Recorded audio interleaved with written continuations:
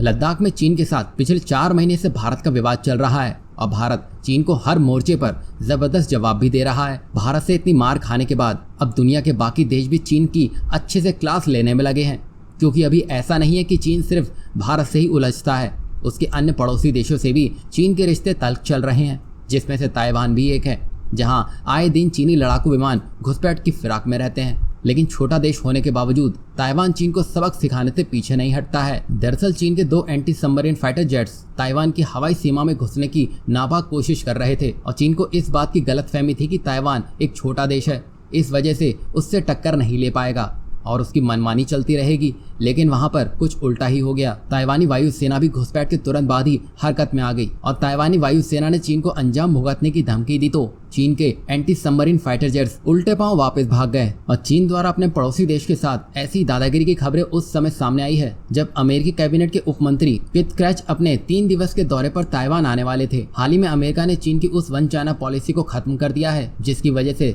वह ताइवान पर कब्जा करने की बात करता था। चीन वन चाइना पॉलिसी के तहत ताइवान, तिब्बत और इनर मंगोलिया पर कब्जा करे बैठा है, लेकिन ताइवान और दूसरे पड़ोसी देशों को परेशान करने वाले चीन की हवा टाइट करने के लिए मंत्री कृतकैच ताइवान जाने वाले थे, जिस पर दुनिया की निगाहें हैं।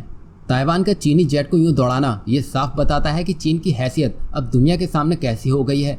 ना उसे कोई भाव देना चाहता है और ना ही उससे अब कोई डर रहा है। भारत तो अपना काम कर ही रहा है, ऊपर से ताइवान ने भी चीन को जोरदार तमाचा मार दिया है।